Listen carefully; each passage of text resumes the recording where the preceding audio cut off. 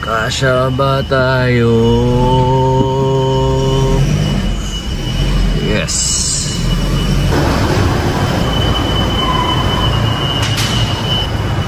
Ay, marami pala mga Overland Kings. Tropa pala tayo dito. Ito yung kotse ni Coach.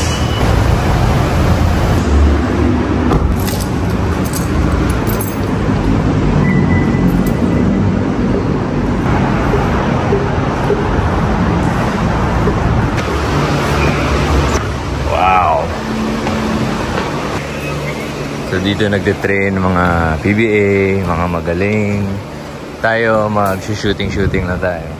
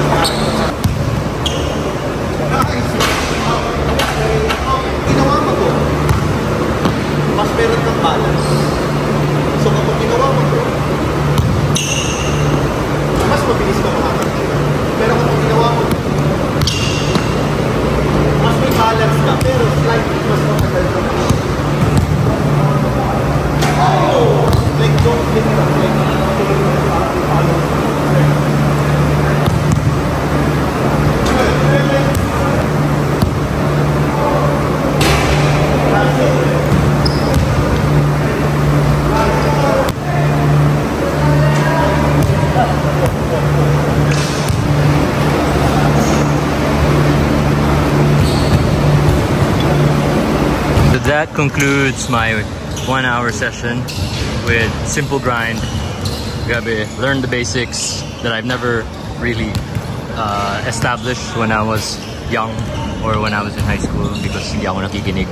Ngayon, at 45, I learned how to dribble. A little bit, getting there. Okay, stretch tayo.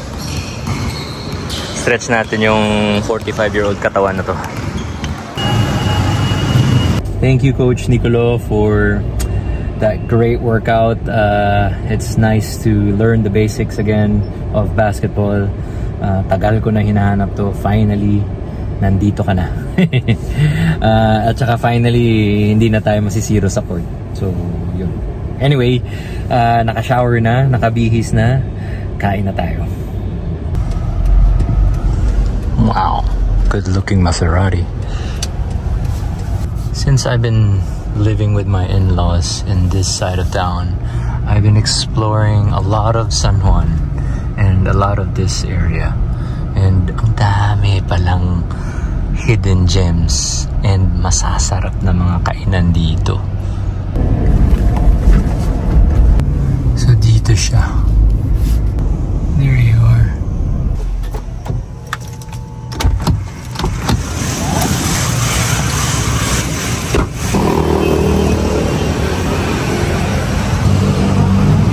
So my friend Sunny Thakur recommended this place to me. It's called Aka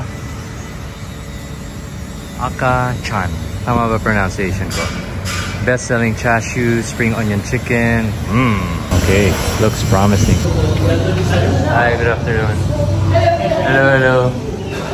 Bukas pa kayo? Oh, okay. Hi. Kayo yung owners? Yeah. Oh, congrats. Wait lang, I'll just give the baby. How old's your baby? This is not mine. Oh, that's mine. Oh, hello, JP. Hi. Who cooks here? You? No, actually, Aka-chan is my dad. Yeah, siya yung sa photo nyo. Yeah. Okay. So he's Cantonese, and then our food is also, of course, Cantonese. Wow. So this started during the pandemic? Yes, we started like 2020. Okay. Pero online lang, and then in March, that's when we opened. So wala pa kayong 1 year? Oh, congrats. What's the best seller here? Actually, so the one with stars are recommended. Okay. Feel like eating. So, chashu specialty niya. Yeah. That's my dad's recipe. Oh, sige, let's So try. that's where we started actually, the chassis. Sige, let's have a chashu pork. Sige. Honestly, I recommend the shrimp sotanghon. That's also my dad's recipe. Sige. Shrimp Parang- sotanghon. Teka lang. Where is the chashu dito? This one. Pero, what else do you feed? Masarap to actually, lo soy. Have you tried lo soy or anything lo soy? I'm not really... Parang I'm not so keen to have pork in this dish. Okay, yeah. Okay. Garlic beef tenderloin. Beef tendon. Ooh, masarap. Yeah. But we don't have the tendon right now. Okay. Yan lang yung wala. Kung yung dad mo Cantonese, I'm sure magaling siya magluto ng tendon. Yes. That's why we have it on the menu. How about siomai? Or siomai is homemade. Yeah, I saw sa Instagram niyo. Yeah. Sige, isang siumay. For vegetables, I would recommend the garlic broccoli. It's new on the menu, so it's not there yet. Sige. Sige, yun lang. Yeah. Our cream soda is it's our childhood drink. Oh, sige, I'll have one. You want cream soda? Sige. Very, very nice. Very nice. So this can sit how many? At least 8. No, I mean, For the total, I'd say around 20, 25. then may taas pa. Wala. Wala na. The floor is for this solar or stock room. Ah, okay. And that's where we cook the chicken and the chassis. Ah. So eto, this was a group of 8. Yes. Parang alam mo na masarap yung pagkain nila kasi konti lang iniwan. At saka parang, this is a nice view. I mean, I like the look of this. Parang, alam mo nag-enjoy sila. Ito yung sinasabi mong pork intestine. Yes. And yung father-in-law mo nandyan. Wala siya. Okay. It's nice open kitchen. Pwede sumilip? Yes, sir. Sure? Yes, sir. Hello? Okay, alis na tayo. Para hindi tayo disturbo. Yan. Sort of like the condiment section. It does really feel like you're in Hong Kong. It's small. It's intimate. The vibe, even the color, it's so straightforward. The round table. And then yun nga, may mix of contemporary na from the kids. How do you pronounce it? Akachan? Yes. So yung clientele nyo, mostly from San Juan? Yes. Some from the south. So, dinadayo. Grabe yung word of mouth ng Philchai community, no? And most of them naman for regulars since the pandemic days. I'm so tempted to try the spring onion. Should I? What the half word? Hindi, kasi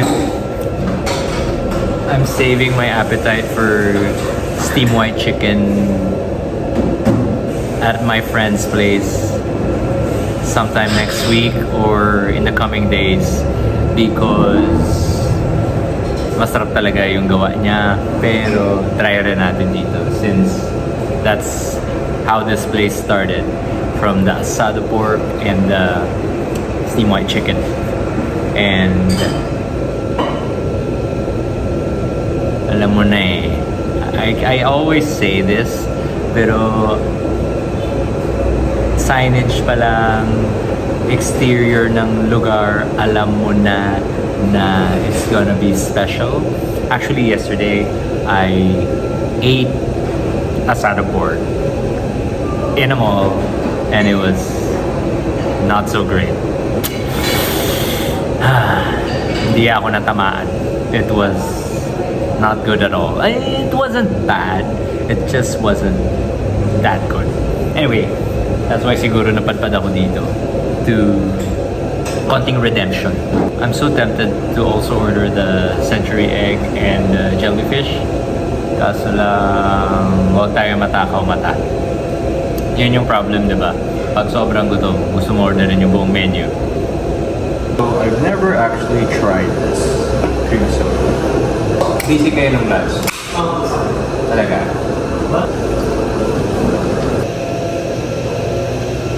Charge pork asado. Anong nilagay mo kanina? Chashu sauce. Ito yun. Ito yung chashu sauce. Yum. Okay, halika na, halika na. 1 kilo of chashu pork. Enjoy your food, sir. Ano malambot? Malambot. Asa? Thank you, sir. Malambot.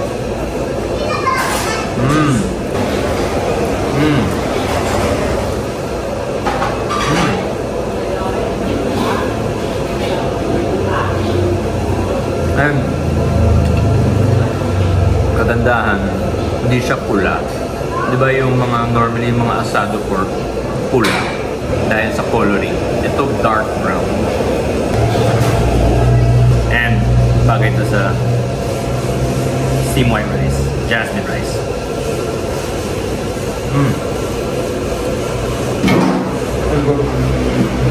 I chopped this for you. Aw, thank you. Okay. Onion and ginger sauce po. Pwede pa yung extra spring onion. Kasi pinapapak ko yan eh. Sarap yan. Anong cut ng chashu ginagamit niya, if you don't mind? Pork loin. Pork loin. Yeah, it's really pork loin for mga chassis. So it's not the neck. No, depends. Pero kadalasan talaga it's pork loin. Kasi Kasim. ako, I like to slice it like that. But ganyan din talaga when you, di ba in Hong Kong, it's even thicker. So, that sa lagay na yan, manipis na yan. Manipis na Yeah, sa standard ng Hong Kong, that's manipis na yan. Talaga? Yeah. Okay. Was he a Chinese, was he a chef also in Hong Kong? Actually, he just really loves to cook. So parang pandemic.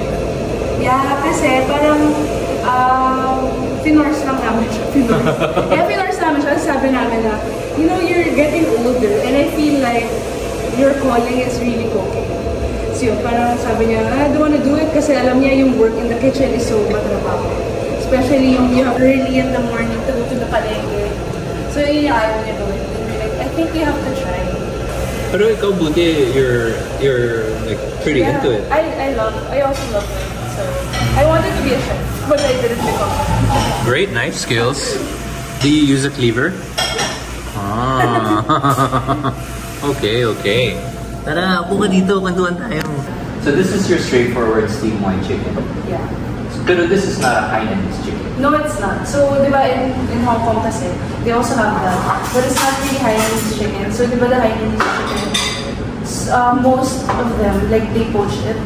This one is just steamed. Di ba, yung, di ba, poach it. And then, we just serve it with this. Right.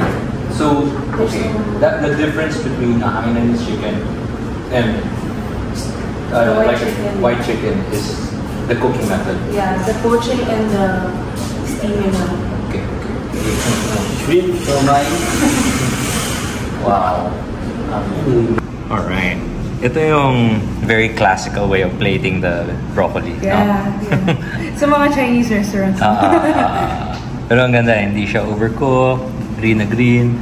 Ito, curious ako kasi nakita ko sa feed nyo na kaya talaga gumagawa na ito. Yeah. Normally, yung mga Chinese restaurants hindi na gumagawa ng ng siomai. They just...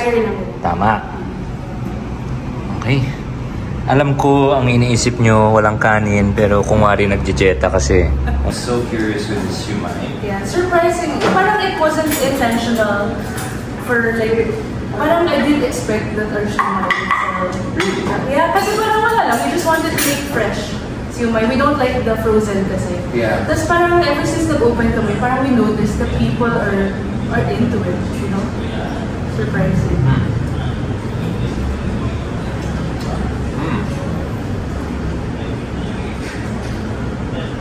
Feels like you're in Hong Kong.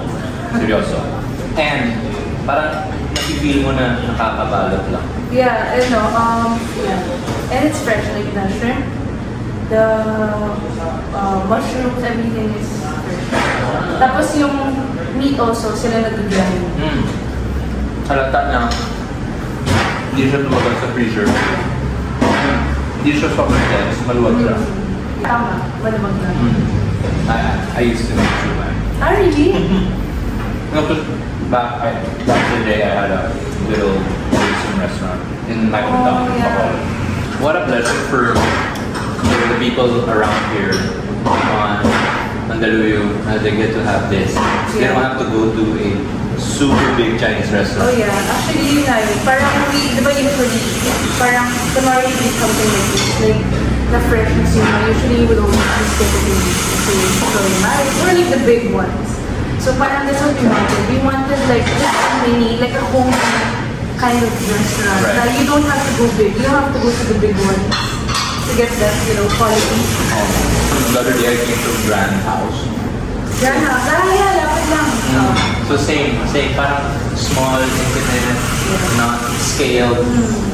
Like, yung sa inyo iba naman, parang this is a very straightforward, no frills. Yeah. That's what parang we wanted to make it feel like. You know when you eat somewhere in Hong Kong, yung maliliit, yung stools. Yes. Parang originally gusto namin ng stools lang eh. Or Kasi- parang naisip namin parang, Baka mag-iklamo mga ano. yan. Tapos yun, parang homey lang. We wanted homey. Like the paintings, yung mga yan. Galing lang yan sa bahay namin. I grew up with those hanging in our house. Ito, Brother ko lang, ito yung nag-isip. Everything is DIY. Alam mo, minsan the hardest thing to cook is the simplest. Ah, yan. Diba? That's so good. Like, this is just a simple siniwa chicken, pero you overcook this and not chop it well. Yeah. Na. Right? This dish is so simple, but it's so delicate. right. Tapos That's ang the bilis word. din niya mabilis din siya masira, paano?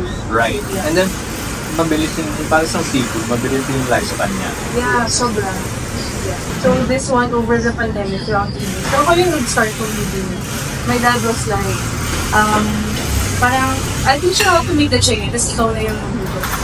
Sobrang dami kong errors. As in, may mga times na parang isang buong batch. So, kaya magluto ng 10 chickens in one batch. Meron yun, as in, kasi ako early in the morning before lang, nung sa bahay pa kami, parang ma-overcook, tapos parang buong batch. Yung gano'n, parang daming errors bago mo siya ma-hash. Right. Tapos, kailan mo siya ipapasok sa steamer kung kumukulo na o anong klaseng usok. Yeah. Rolling boil or kakaboy lang. Mga ganun, diba? It's like, you know what it is? It's like cooking soft-boiled egg or hard-boiled egg or runny egg na parang may timing talaga. Yeah, And then there are carryover cooking. yeah. Meron nga, parang we have to rest it. Mga marami na siya. Simple lang, but the time is so worth. Right. Seriously, I'm so happy to parang yun nga, it's rare nowadays to find people that are serious with their concept.